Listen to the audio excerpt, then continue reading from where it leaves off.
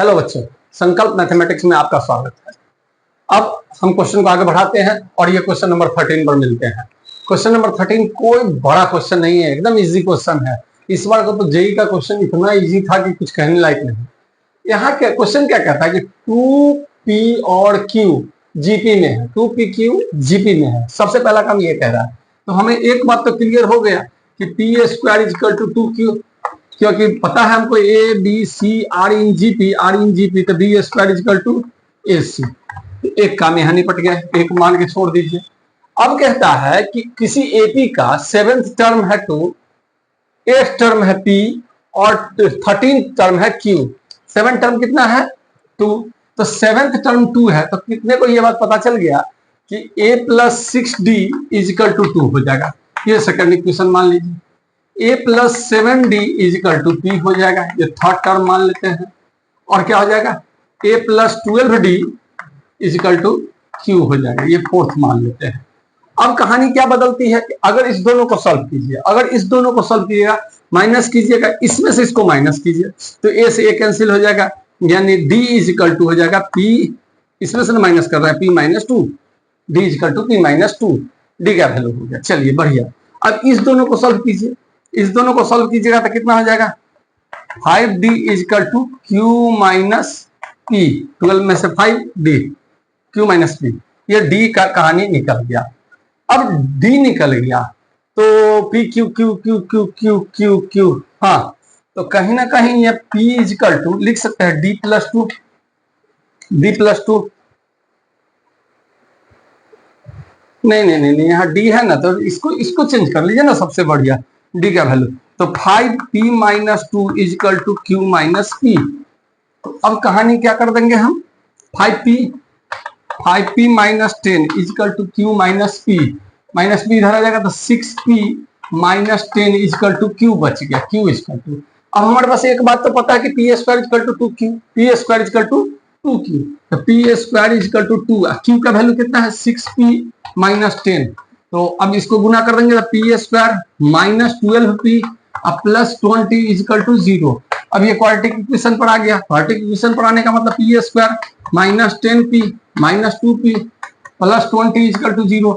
तो क्या हो जाएगा p माइनस 10 और p माइनस 2 इजिकल टू 0। तो p का वैल्यू हमारे पास निकल गया कि p का वैल्यू कितना 10 और 2, 10 हो सकता है या 2 हो सकता है। अब कहता है कि जीपी में है तो p 2 के बराबर तो हो नहीं सकता है, p q 2 के बराबर नहीं है। इसका मतलब ये आंसर खत्म हो गया, p इजिकल टू 2 आ गया। तो q इजिकल टू कितना आ जाएगा, q is equal to p is equal to 10 आया, q इजिकल टू 60 माइनस 10 यानी 50, q इजिकल टू 50 आ गया। q 50 आ गया तो क्या d निकल जाएगा, d इजिकल टू हो जाएगा कितना p का 10 माइनस 2 8, d 2 8 आ गया। अब d का वैल्यू किसी में पुट कर दीजिए, यानी a plus 6 into 8 is equal to 2, यानी a ये कितना हो जाएगा 48, a माइनस 48, ये कहते हैं 2 माइनस 48, यानी a is equal to minus 46, a का वैल्यू माइनस 46 बोल रहा है। अब हमको पूछ क्या रहा है, पूछने से पहले कह रहा है कि फिफ्थ टर्म जो है ये जीपी का फिफ्थ टर्म वो क्या है nth टर्म ऑफ एपी, यानी यहाँ हमको n का वैल्यू निकालना है। तो जीपी का फिफ्थ टर्म क्या हो जाएगा, जीपी का फिफ्थ टर्म ए आर का power 4 is equal to a r का power 4 is equal to a plus n minus 1 into d, n का वैल्यू निकालना है, सबका वैल्यू रख देंगे। तो जीपी का जो फर्स्ट टर्म हो जाएगा, जीपी का फर्स्ट टर्म वो कितना हो जाएगा आर आर आर, आर तो नहीं निकला कहीं भी, हाँ आर क्यों नहीं निकलेगा, आर तो निकल ही जाएगा। आर निकालने के लिए हम क्या कर देंगे, हमको 2, अब p का वैल्यू कितना निकला है, p का वैल्यू 10 और q का वैल्यू 50 निकला है, 2 10 50। हाँ तो r का वैल्यू दिख रहा है कि 5 है, r का वैल्यू 5 है। तो यहाँ क्या हो जाएगा a का वैल्यू 2 इंटू 5 का power 4 is equal to a first term, ये तो 3 टर्म दे दिया था। चलिए इसका एपी का क्या है minus 46 plus n minus 1 into D कितना है, डी का वैल्यू कहाँ निकाले है, डी का वैल्यू 8। चलिए अब कितना हो जाएगा, 5 का 20 625, 625 गुना 1250, 1250 आइए plus 46 by 8 is equal to n-1, यानी कितना आएगा, जोड़ जाड़ के देखिए तो 1250 में 48 जोड़ेंगे तो 1296 बाई 8 इजिकल टू n-1, ये कट जाएगा, 4 से काट देते हैं, 4 3 12, 4 गुना 8, 4 16 4, ये 2 बार में 2 से काट दिए इसको, 1 6 तो 162, ये इधर आ जाएगा, 1 प्लस हो जाएगा 1 बड़ा 163 आंसर, n का वैल्यू 163 आंसर, ये हमारा ऑप्शन 163 जो होगा आंसर हो जाएगा। ये सब एकदम इजी, 10th में ही एपी जो पढ़े थे और 11th में एपी जीपी जो पढ़े थे, 11th के बेसिक एनसीईआरटी के क्वेश्चन पर ही बन जाएगा। तो मिलते हैं नेक्स्ट क्वेश्चन के साथ। हाँ, ये क्वेश्चन नंबर 14 बहुत ही खतरनाक क्वेश्चन। खतरनाक कैसा, देखने में, बनाने में नहीं। अच्छा बनाने में कैसे बनेगा सर, बहुत ही जी आपको यहाँ पर कुछ काम बहुत दिमाग से खेलना पड़ेगा, बहुत दिमाग से। मैं यहाँ पर कुछ चीज बता देता हूँ क्योंकि मैं इस वीडियो को नहीं डाला हूँ इसमें। जैसे डिफरेंशिएशन साइन एक्स होता है बाई डी एक्स, तो हमको किसी ने कहा साइन एक्स डी एक्स से क्या होगा, तो मैंने कहा कॉस एक्स, बहुत इजी। अच्छा सर और कुछ हो सकता है, मैंने कहा कि हाँ यहाँ पर कुछ लिखा हुआ है, ठीक से देखिए यहाँ पर कुछ लिखा हुआ है। बच्चे ने बोला नहीं मुझे कुछ नहीं दिख रहा है, यहाँ पर मुझे दिख रहा है d x by d x. ओ सर ये तो कट के बोलना जाता है, इसका तो कोई लेना देना नहीं है। मैंने कहा कोई दिक्कत नहीं है, लेकिन किसी दिन अगर differentiation sine y by d x रहता तो इसको कॉस वाई और d y by d x आपको लिखना पड़ता, d y by d x लिखना पड़ता, चाहे आप हंस के लिखिए या रो के लिखिए, लेकिन आपको लिखना पड़ेगा। अब अगर साइन जेड रहेगा बाई डी एक्स तो क्या हो जाएगा, cos z d z by d x. अब देखिए यहां पर क्या है, साइन एक्स है तो cos x d x by d x, sine y है cos y d y by d x, sine z है cos z d z by d x. किसी दिन किसी बंदे ने हमसे कह दिया कि अच्छा सर अगर मान लीजिए यहाँ साइन राम रहता तो क्या होता, मैंने कहा cos Ram d Ram by d x. Sine आम रहता तो क्या होता था, कॉस आम डी आम बाई डी एक्स। अच्छा साइन श्याम रहता था, cos Shyam D Shyam by d x. अच्छा सर इसका मतलब जो भी रहेगा वो ऐसे चला जाएगा, मैंने कहा बिल्कुल। तो मैंने एक फॉर्मूला अपने आप में निजात कर दिया जिसको डिब्बा कह दिया। अगर साइन डिब्बा है तो कॉस डिब्बा डी डिब्बा बाई डी एक्स। अगर यहाँ पर अब डिब्बा डिब्बा डिब्बा यहाँ डिब्बा आ गया, अब कहा गया क्या कि सर क्या केवल साइन में लगेगा, नहीं ये किसी भी फॉर्मूला में ये अप्लाई कर सकते हैं, डिफरेंशिएशन के सारे फॉर्मूला में।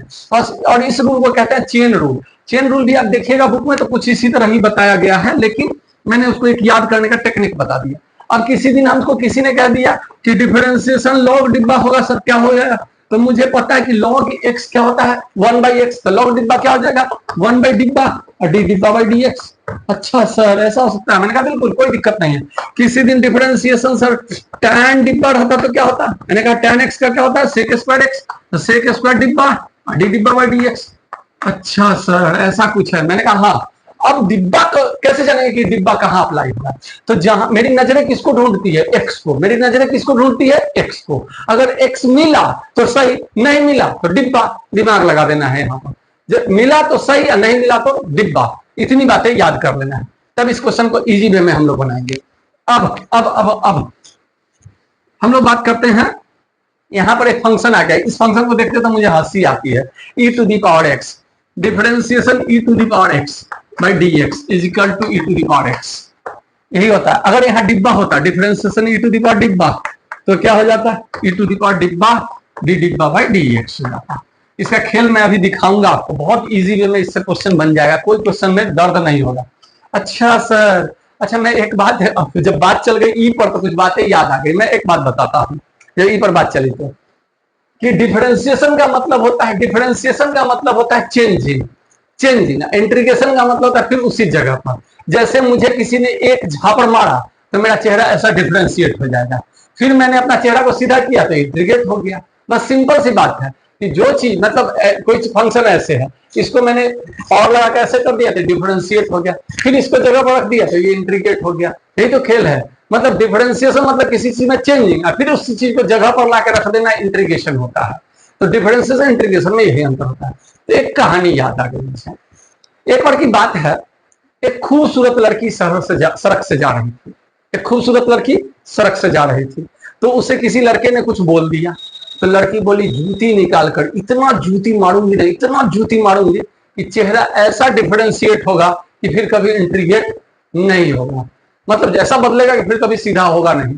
अब लड़का भी मैथ में तेज था, उसने भी बोला कि मैं भी e⁻x हूं, ना तो मैं डिफरेंशिएट होता हूं ना मैं इंटीग्रेट होता हूं। मतलब एक बार ध्यान रख लेना है, इससे इस कहानी से दो चीज क्लियर हो गया कि डिफरेंशिएशन का सिमुलटा इंटीग्रेशन होता है और e⁻x एक मात्र ऐसा फंक्शन है जो ना तो डिफरेंशिएट होता है ना ही इंटीग्रेट होता है। ये बात ध्यान रखिएगा। चलिए अब इस दोनों का काम पर हम आगे क्वेश्चन को बढ़ाते हैं। अब यहाँ पर क्वेश्चन को थोड़ा देखिएगा, तो क्वेश्चन थोड़ा सा आपके साथ दिमाग से खेलना चाह है। जैसे जी ऑपरेशन एफ एक्स है, इसका वैल्यू एक्स है, कहीं ना कहीं इसको हम जी एफ एक्स लिख सकते हैं, जी एफ एक्स लिख सकते हैं इक्वल टू एक्स। एक कहानी बन गई मेरी, एक कहानी बन गई। अगर हमको डिफरेंशिएट करना पड़े तो जी के साथ, फंक्शन जी के साथ हमारी नजरें किसको खोजती है, एक्स को। एक्स मिला नहीं मिला तो डिफरेंशिएशन, यानी जी डैश डिब्बा डी डिब्बा बाई डी एक्स, डी डिब्बा बाई डी एक्स। अब इसमें क्या है, एफ एक्स है और यहाँ क्या है, एफ एक्स है और इजिकल टू एक्स का डिफरेंशिएशन 1। अब यहाँ डैश का मतलब डिफरेंशिएशन ही होता है। अब इसका मतलब g dash f x equal to into f dash x equal to 1 हो जाएगा। तो g dash f x equal to 1 by f dash x. अब आपसे क्वेश्चन क्या पूछता है, क्वेश्चन होता है जी डैश 2, तो यानी एफ एक्स का वैल्यू 2 आना चाहिए। एफ एक्स का वैल्यू कितना आना चाहिए, 2 आना चाहिए। कैसे आएगा, कैसे आएगा? तो अब सोचो सोचो सोचो, यहाँ एक 2 है, अगर ये 0 आ जाता, ये 0 हो जाता तो 2 आ जाता। यानी अगर एक्स का वैल्यू 0 रख देते हैं, 0/4, यानी इसका वैल्यू क्या हो जाता, इसका वैल्यू क्या हो जाता, तो इसका वैल्यू भी 1 हो जाता, यानी 2। तो जब f0 का वैल्यू, f0 का वैल्यू 2 आएगा, f0 का वैल्यू 2 आएगा तो x बराबर 0 हो गया, तभी 2 आएगा। तो ध्यान दें, अब एफ डैश भी पूछ रहा था, एफ डैश यहां निकाल लगे हाथ, एफ डैश निकाल, एफ डैश एक्स बराबर क्या हो जाएगा, एफ डैश एक्स बराबर 5x का power 4 plus 2 e to the power डिब्बा, यहाँ डिब्बा हो गया, e टू दी पावर डिब्बा, तो e टू दी पावर डिब्बा का तो e टू दी पावर डिब्बे रह गया x/4, x/4 का करेंगे डिफरेंशिएशन तो 1/4 बच जाएगा, ये कट गया 2। चलिए एफ डैश, तो एफ डैश 0 रख लीजिए, एफ डैश 0 क्यों रखे, क्यों रखे, दिमाग लगाइए। यहाँ क्वेश्चन में 2 पूछ रहा है, 2 पूछ रहा है, जिन्हें 2 रखेंगे तो x का वैल्यू यहाँ 2 रखेंगे, इसका मतलब x का वैल्यू 0 होगा, x का वैल्यू 0 होगा तभी ये पॉसिबल है। तो एफ डैश 0 निकाल लीजिए। 0 निकालने का मतलब यानी हम यहाँ कह सकते हैं एफ एक्स बराबर 2 जब x बराबर 0, तो यहाँ क्या हो जाएगा, ये तो 0 हो जाएगा, यहाँ 2 कट गया, ये 0 1 यानी 1/2 बच जाएगा, 1/2। चलिए तो अब इसकी जगह पर 2 रखेंगे, इसकी जगह पर 2 रखेंगे तो x का वैल्यू 0 रखेंगे, अगर x का वैल्यू 0 यहाँ रखेंगे तो यहाँ भी 0 रखना होगा, तो ये हो जाएगा जी डैश 2 इजिकल टू 1 बटा एफ डैश 0 यानी 1/2। तो इसको 2 डायरेक्ट लिख सकते हैं, कोई दिक्कत नहीं है। अब एफ डैश 2 तो 8 कह रहा है, 8 जी डैश 2 इजिकल टू 16। आंसर हमारा आ गया। बहुत इजी क्वेश्चन था, सोचने भर का देर था, बहुत ही सिंपल क्वेश्चन। चलिए मिलते हैं नेक्स्ट क्वेश्चन में, ये क्वेश्चन को बनाकर नेक्स्ट क्वेश्चन में, हाँ मिलते हैं क्वेश्चन में। कितना नंबर क्वेश्चन हो गया, 13 14 16 14 15 नंबर क्वेश्चन। बहुत इजी क्वेश्चन है, बहुत इजी, यह सब क्वेश्चन कर देने वाला है। कहता है कि अगर कोई इक्वेशन इस तरह से है, z का नाम देखते ही आपको पता चला एक कॉम्प्लेक्स नंबर है, क्वेश्चन में देता है कि z belongs to complex number, लेकिन इतना दिमाग तो बच्चे को होना चाहिए।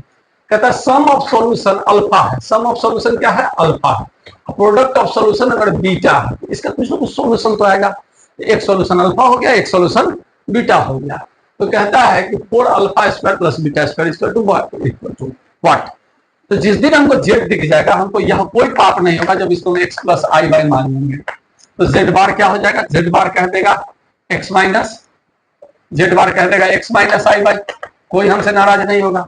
अब क्या कहता है, z बार का स्क्वायर, z बार का स्क्वायर कर देंगे, z बार का स्क्वायर कर देंगे तो क्या हो जाएगा, एक्स स्क्वायर माइनस 2 आई एक्स वाई, चलिए ठीक है, अब प्लस प्लस कहते हैं प्लस आई स्क्वायर यानी माइनस वाई स्क्वायर, और मोड जेड बराबर क्या हो जाता है, मोड जेड बराबर सबको पता है root under x square plus y square, दोनों का सम जो होगा, दोनों का जो सम होगा यानी x square minus 2i x y, x square minus y square सजा दे थोड़ा सा, ये ऐड कर रहा था plus root under x square plus y square minus 2i x y is equal to 0 दिया, तो 0 को 0 प्लस 0i लिख दीजिए।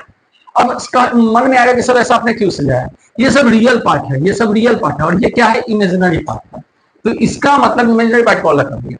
अब थोड़ा सा दिमाग लगाइए, थोड़ा सा, ये 0 के बराबर है, इसका मतलब इसका रियल और इमेजिनरी पार्ट दोनों 0 है।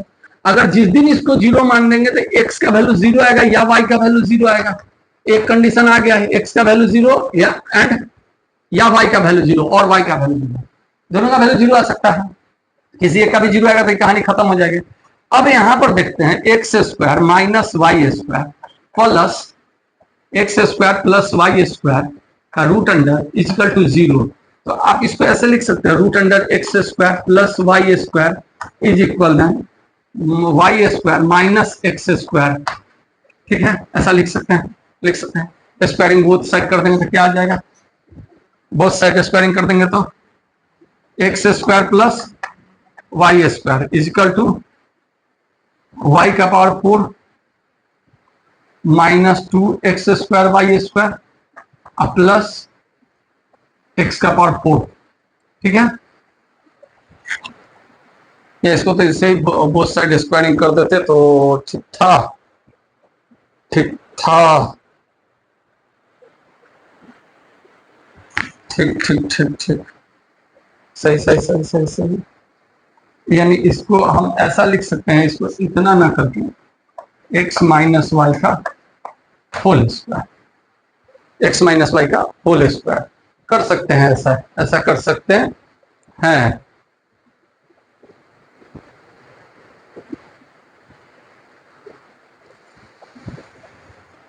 ऐसा कर सकते हैं, लेकिन थोड़ा सा यहाँ पर दिमाग लगा लें, दिमाग ही लगा ले तो ज्यादा बेहतर रहेगा, ऐसे में तो हम फंस जाएंगे, क्वेश्चन बनाते रह जाएंगे। ऐसे में आपको कहीं ना कहीं ये दिख जाएगा कि मोड एक्स स्क्वायर निगेटिव है, इधर ले आए मोड एक्स स्क्वायर ये रूट में है, तो इसको ऐसा लिख सकते हैं, रुकिए इसको दूसरे दिमाग से लेंगे, ये 0 है, तो अगर एक्स स्क्वायर को कंपेयरिंग करेंगे तो ये हो जाएगा मोड एक्स का स्क्वायर, ये पॉजिटिव यानी प्लस क्या हो जाएगा मोड एक्स, और इसको अलग कर दी, ये 0 हो सकता है, या अगर 0 है तो दोनों चीज 0 है, इसका मतलब दोनों का सम अगर 0 है इसका मतलब ये 0 और ये 0 होना चाहिए, तभी हो पाएगा। अब कहानी क्या बन जाएगी, यहाँ पर इसका है y का स्क्वायर माइनस और इधर mod y minus y square equal to 0, mod y minus y square equal to 0। चलिए ये तभी पॉसिबल है जब x का वैल्यू 0 होगा, x का वैल्यू क्या होगा 0 होगा, x का वैल्यू 0 होगा तो ये पॉसिबल है। इसमें y कॉमन लेंगे तो y का वैल्यू या तो 0 हो सकता है या तो प्लस माइनस 1 हो सकता है, y का वैल्यू 0 या प्लस माइनस 1 हो सकता है। दो चीज का सम अगर 0 आ रहा है इसका मतलब ये तभी पॉसिबल है, ये भी पॉजिटिव है ये भी पॉजिटिव है, इसका मतलब 0 होगा तभी ये 0 देगा। इसमें माइनस है इसका मतलब देखिए 0 रखे तो 0 देगा, या 1 रखेंगे तो ये 1 और माइनस 1 0 देगा, तो प्लस माइनस 1 भी रखेंगे तो प्लस माइनस में ये 0 आ जाएगा, बढ़िया। तो अब आपके पास z का जो सोल्यूशन, z क्या बन सकता है, z बन सकता है क्या 0, इसका वैल्यू अगर प्लस आई या माइनस आई, यानी एक सोल्यूशन आई बनेगा एक सोल्यूशन माइनस आई आएगा, 0 रखे तो वही बात आएगा। तो अल्फा क्या हो जाएगा, अल्फा हो जाएगा दोनों का सम, यानी कितना दोनों का सम करेंगे तो 0, और बीटा क्या हो जाएगा दोनों का प्रोडक्ट, यानी माइनस आई स्क्वायर इसका 2 क्या हो जाएगा प्लस 1। तो अब क्या कहता है 4 alpha square plus beta square, तो 0 है, अब बीटा स्क्वायर 1 का स्क्वायर 1 ही आ जाएगा, आंसर 4। ये बहुत इजी क्वेश्चन था, थोड़ा सा इसमें दिमाग लगाना है कॉम्प्लेक्स नंबर में, और ये क्वेश्चन आराम से बन जाएगा। मिलते हैं नेक्स्ट क्वेश्चन में।